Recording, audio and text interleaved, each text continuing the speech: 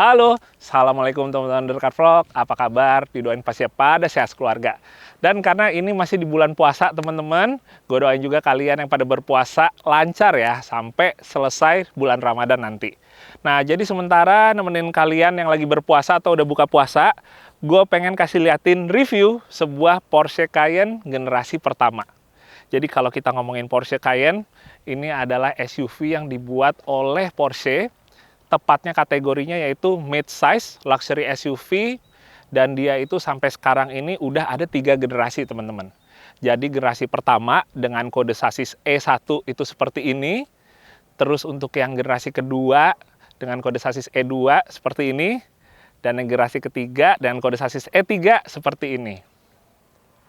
Sementara untuk kompetitor ya teman-teman, dia itu bersaingnya dengan SUV seperti misalnya Range Rover Sport, kemudian X5, bahkan dengan saudara sendiri yaitu Q7 dan Q8, serta Touareg. Cerita sedikit teman-teman, jadi awal lahirnya Porsche Cayenne itu dimulai di awal tahun 2000-an. Jadi saat itu sebenarnya Porsche lagi krisis finansial, atau boleh dibilang mau bangkrut. Soalnya model mobil yang dijualnya saat itu, kayak misalnya 911 atau Boxster, itu boleh dibilang penjualannya nggak sesuai dengan targetnya. Jadi mereka butuh untuk membuat sebuah model baru dari Porsche yang boleh dibilang lebih mainstream, jualannya juga akan lebih gampang, dan akhirnya karena saat itu yang sedang populer adalah SUV, mulailah mereka merencanakan untuk membuat SUV, dan di tahun 2002 lahirlah sebuah Porsche Cayenne generasi pertama. Tapi saat Porsche Cayenne lahir, ternyata banyak juga yang pro kontranya nih teman-teman. Pastinya ada yang ngedukung juga, tapi ternyata banyak juga yang kontra. Mereka ngelihat ini kenapa sebuah SUV keluarga, tapi disematkan logo Porsche di depannya. Jadi mereka masih sulit untuk menerima. Walaupun kenyataannya di era tersebut, beberapa tahun ke depan, si Cayenne ini menjadi model terlaris yang pernah dijual oleh Porsche. Luar biasa ya, menarik juga sih awalnya. Nah, lebih lanjut teman-teman, jadi mobil Cayenne ini adalah milik dari teman gua, Angki Sudiro. Mungkin kalian bisa cek Instagramnya untuk ngelihat update dari Porsche Cayenne ini. Tapi Angki juga punya channel YouTube, namanya Chan Chin Tun. Kalian juga bisa cek di channel YouTube-nya. Ini ada di bagian sini untuk info lebih lengkapnya. Karena nantinya Angki akan nge-upload untuk proses dari awal mobil ini masih benar-benar standar teman-teman. Wah, bakalan menarik banget ya. Tapi kalau untuk sekarang hari ini, gue akan coba nge-review modifikasinya juga teman-teman. Dimana secara overall teman-teman, ya kita boleh bilang konsepnya ada overlandnya juga, walaupun belum benar-benar lengkap. Di satu sisi ada konsep rally rate-nya juga, yang mana emang cocok banget di mobil ini. Nah, yang jadi pertanyaan, kenapa kalau kalian mungkin suka ngeliat di internet semua, Porsche Cayenne tuh salah satu rujukan modifikasinya yang populer, yaitu dibikin gaya rally raid atau sekarang gaya overland juga banyak banget. Karena jadi cerita sedikit teman-teman, Porsche itu emang beneran ngikutin mobil-mobil Cayenne-nya di kejuaraan rally yang bernama Trans-Siberian Rally. Dia mulai ikutan itu dari tahun 2006 sampai tahun 2008. Sampai akhirnya di tahun 2009, Porsche beneran ngeluarin untuk versi konsumen pakai di jalan raya, sebuah Porsche Cayenne Trans-Siberian. Menarik banget ya teman-teman ya. Walaupun mayoritas itu banyak yang nggak seperti pada aplikasi rally benerannya, tapi menurut gua udah sangat menarik banget teman-teman. Jadi termaksud di mobil Angki ini. Ada beberapa bagian emang mungkin yang elemennya itu nggak ikut diaplikasiin dari Trans-Siberian, misalnya untuk snorkel, itu kan soalnya dia modelnya itu, rally-nya itu karena rally raid, emang ada bagian-bagian seperti misalnya river crossing atau lumpur-lumpur yang lumayan dalam untuk hitungan sebuah rally raid. Nah, makanya kalau yang di aslinya itu dia ada snorkelnya. Terus di mobil aslinya itu, dia juga ada lampu sorot beberapa, posisinya emang di atas, tapi kalau Angki, itu aplikasinya ada di bagian depan teman-teman. Dan satu hal yang gue suka, yang mana ini malah nggak ada di mobil rally-nya, jadi Angki ngaplikasiin ada bumper pipa teman-teman. Dan yang bikin gue menarik, bumpernya itu dilekuk oleh Exytos, ngebentuk ujung atau bibir dari si bumper bawaannya teman-teman. Jadi tetap kelihatan rapi, di satu sisi nggak terlalu intimidatif banget, tetap kelihatan slipper sedikit, tapi satu sisi tetap kurang lebih konsepnya kuat. Dapet banget menurut gua. Jadi lampu sorot di depan, terus juga bumper pipa ini, ada bar yang ke atasnya atau ada loop yang ke atasnya. Kemudian teman-teman, yang gue suka juga, jadi di Cayenne ini udah dipasangin winch. Tapi posisi winchnya itu diumpetin di balik bumper depannya teman-teman.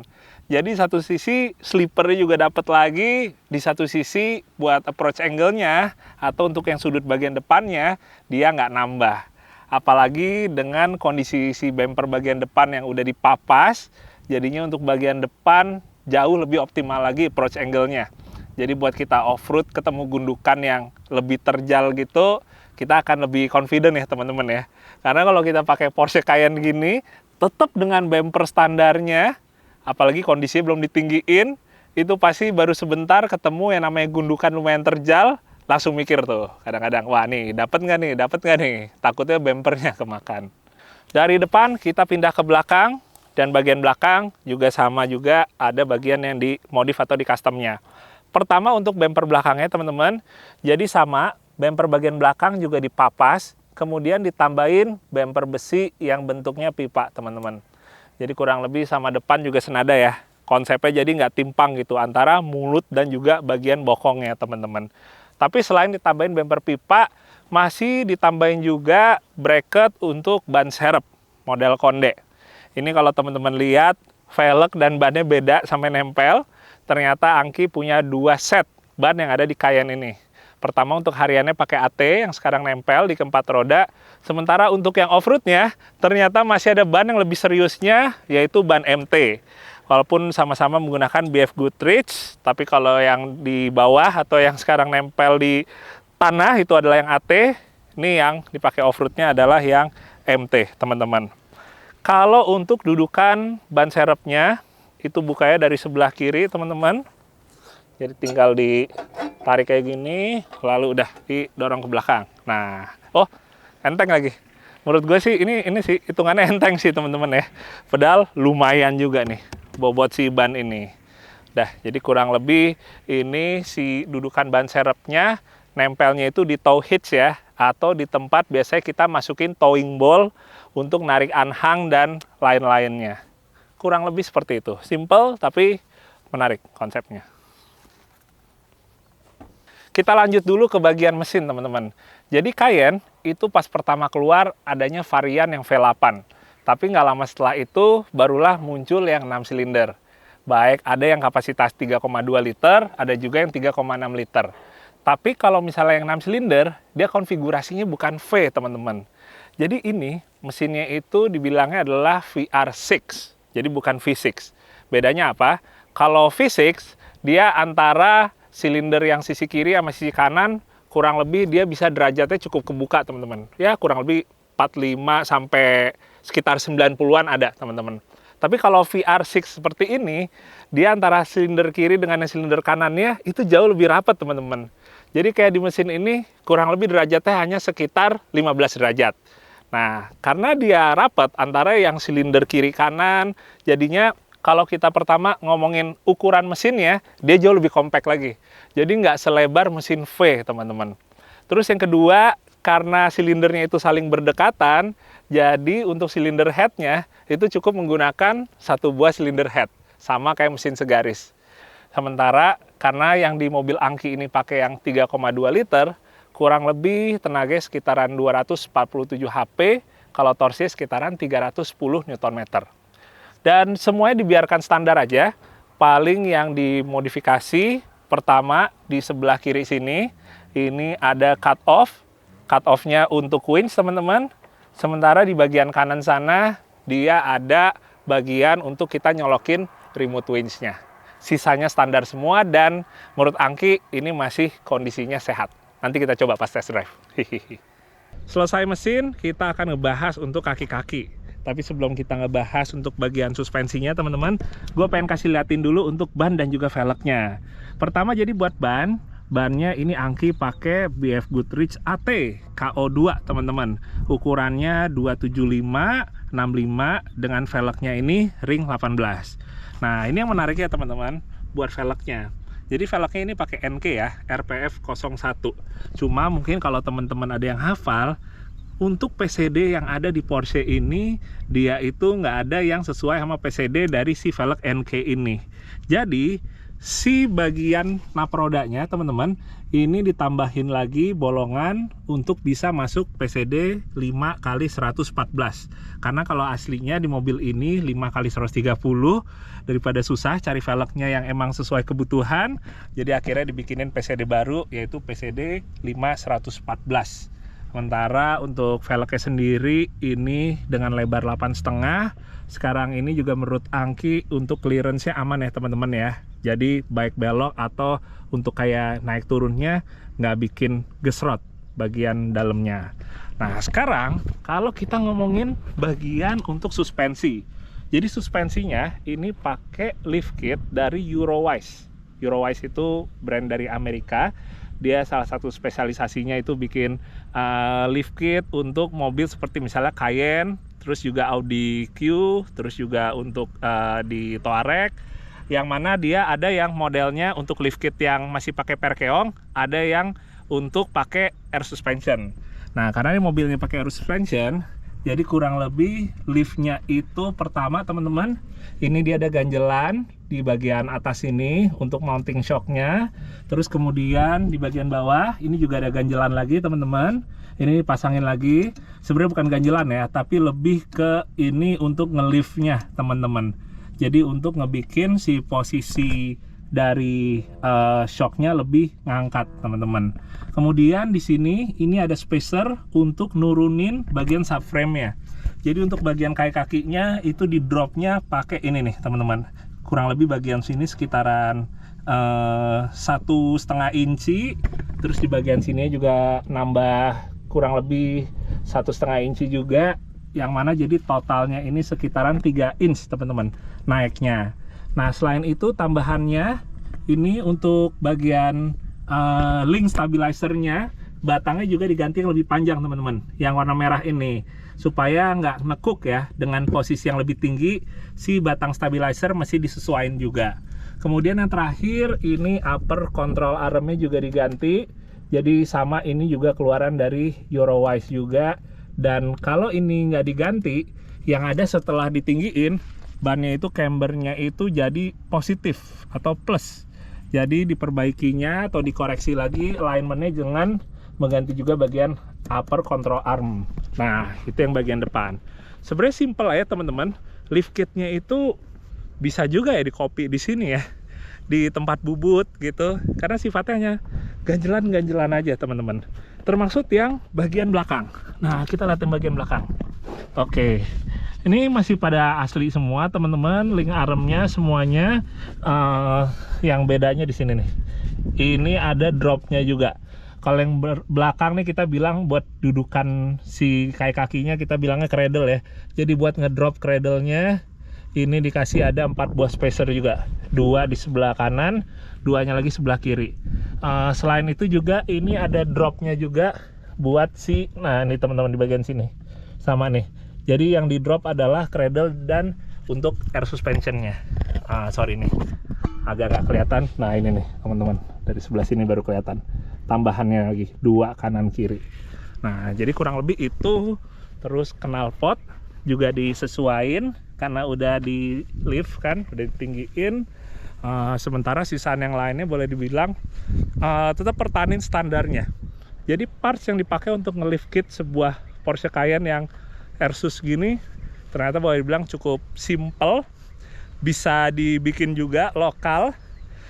Tapi ya karena mungkin Angki ini dia saat ngebangun mobil ini belum ada kayak barang yang emang udah contoh jadinya ya, jadi Angki emang mesen langsung versi yang istilahnya branded ya teman-teman.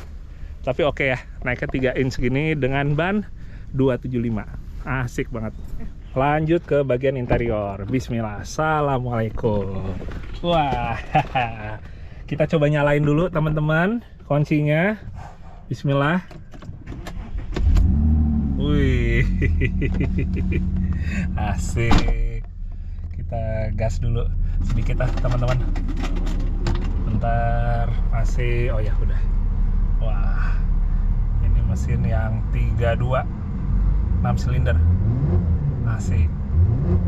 Ih, asik.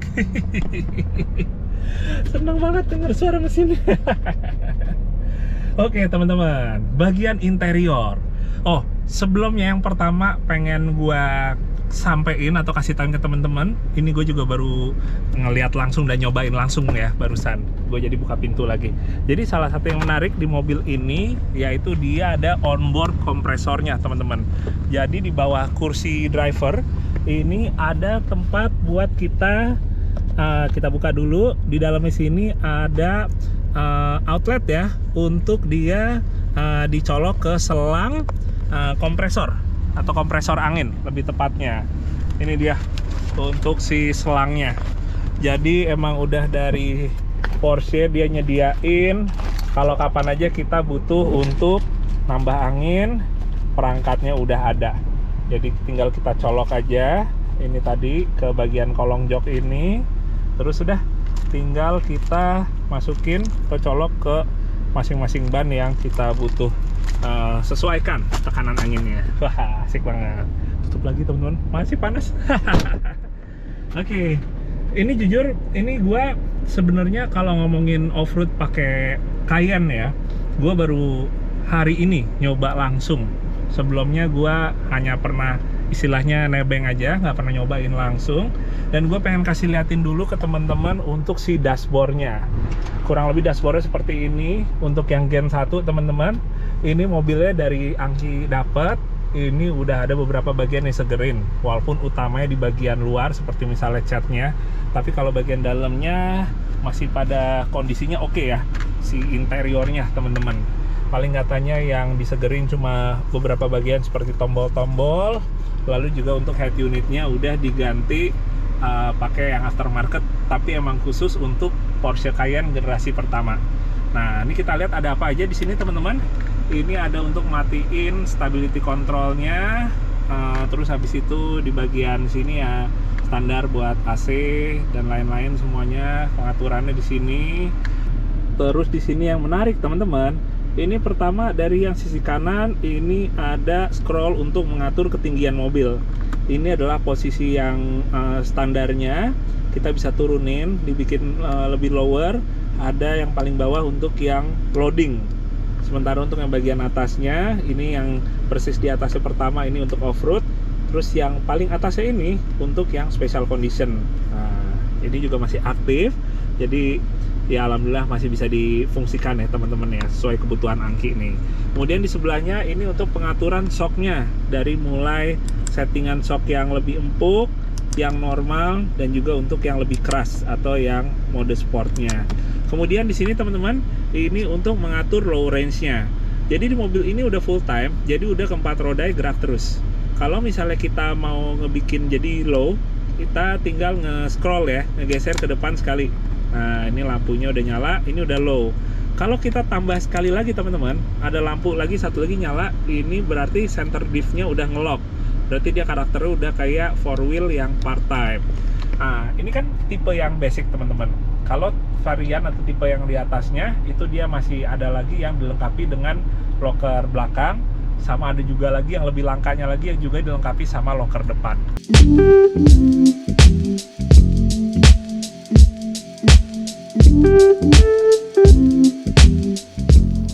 Oke teman-teman, saatnya sekarang kita untuk nyobain Porsche Cayenne generasi pertama.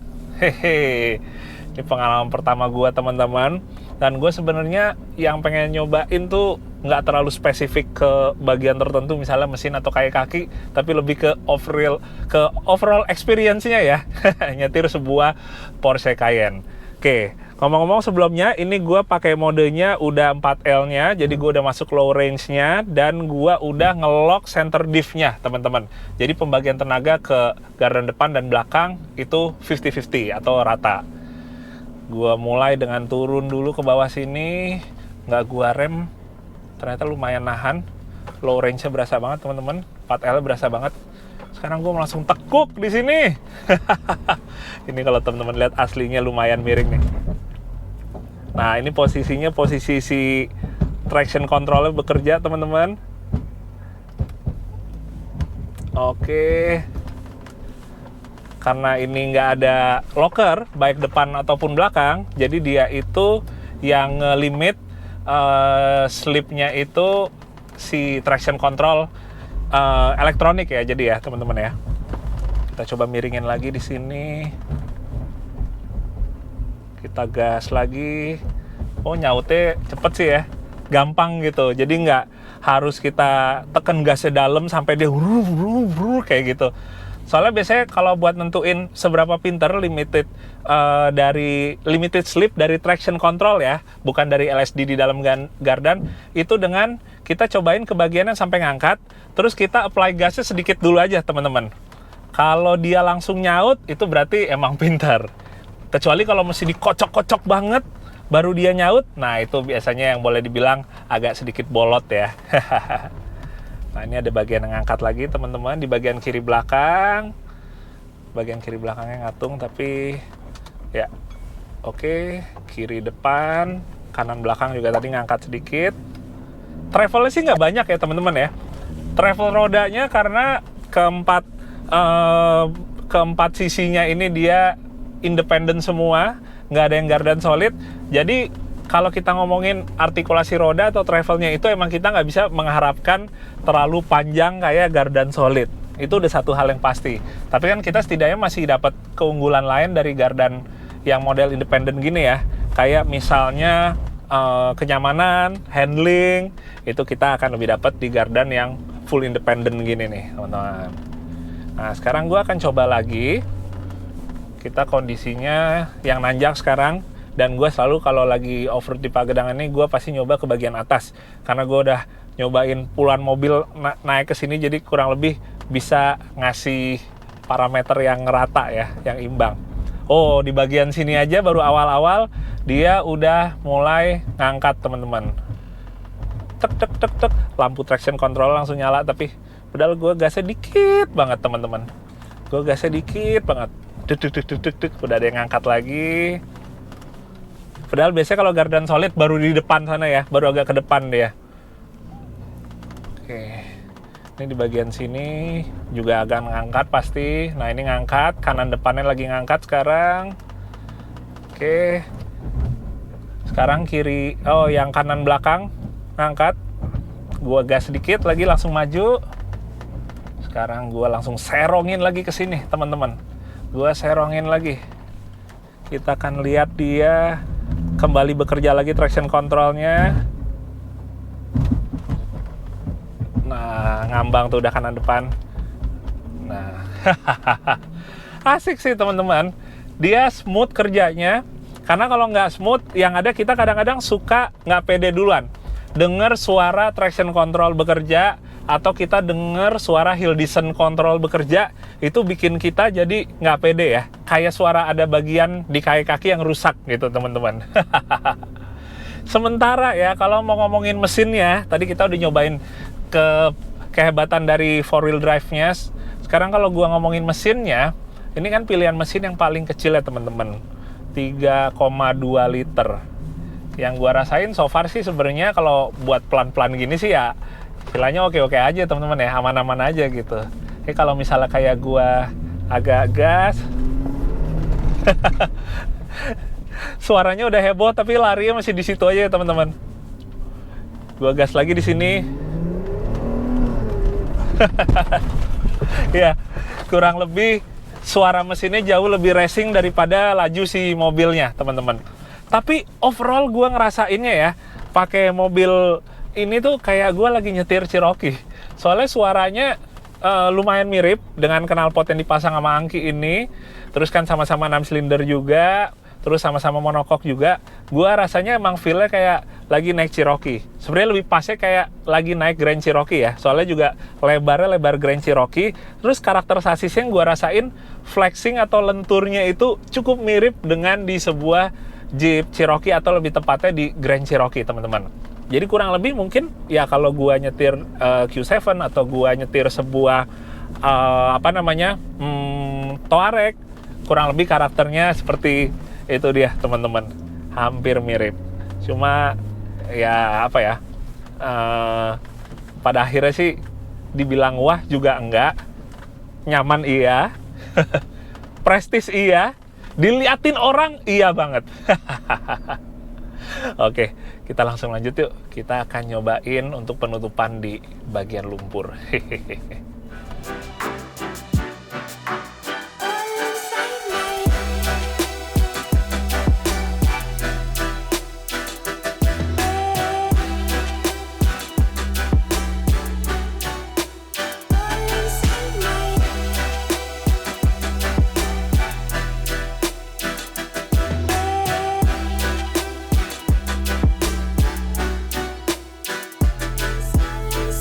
Iya, kita udah nyampe di depan kubangan lumpur, teman-teman. Kalau teman-teman mungkin yang udah pada nonton video Jakarta Ngabuburit Offroad, ini jadi satu tempat yang sangat menarik yang orang pada coba buat nyebur ya. Dibilang susah banget juga enggak, dibilang gampang banget juga belum tentu gampang juga, teman-teman. Tapi ya udah, kita langsung cobain aja pakai Porsche Cayenne. Ini sebenarnya dibilang habitatnya banget juga enggak, teman-teman. Tapi sebenarnya kemampuannya atau potensi dari 4x4-nya sebenarnya menurut gua sih lebih dari cukup untuk melibas sebuah kubangan lumpur. Oke, kita langsung coba ya. Kita gas di sini, bismillah. Gua mau maintain RPM-nya nggak terlalu ketinggian.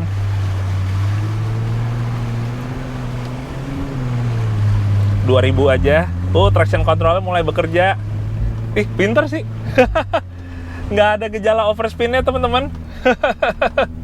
Wah, oke banget. Ya, gua akan coba ini jadi persis kayak track waktu itu ya, teman-teman ya. Di sini gue balik arah dulu. Udah mulai lebih kering sih dari sebelumnya, teman-teman. Udah lebih surut. Laut kubangan lagi. Ini nggak terlalu dalam sini, tapi pas gue belok kanan sini agak sedikit ngejeduk nih. Traction controlnya bekerja dia. Maintain di 2000-an aja. Sekarang kita gas lebih tinggian, teman-teman. Iya. Wah. Gue coba gas lebih tinggi 3000 RPM, tapi ternyata dia tetap traction controlnya ngejaga ya, supaya nggak lebih dari 3000 RPM. Tapi di satu sisi, teman-teman, yang ada jadinya si traksinya bisa maksimal ya, nggak overspin. Tapi kalau kita mau ngomong seru-seruan, koboy-koboyan gitu ya, dengan RPM tinggi, kita coba nyetirnya tuh, ya kalau kita bilang gaya koboi gitu, itu nggak bisa didapat karena ternyata saking pinternya dia kayak nyuruh kita buat kayak kalem, tenang. Ini RPM-nya gue turunin ya, 2000, 3000 aja karena itu dirasa udah cukup. Itu traksi maksimalnya di situ. Jadi kalau lo berusaha main kayak 4000, 5000, enggak. Konsepnya nggak seperti itu. Kurang lebih seperti itu yang kayak pengen disampaikan sama si Cayenne ini ya, teman-teman. Tapi di satu sisi berarti emang kecanggihannya ternyata sangat nolong banget untuk kita ketemu obstacle yang minim banget traksinya. Dia dengan pinternya bisa menyesuaikan optimalnya sebenarnya di berapa putaran rodanya.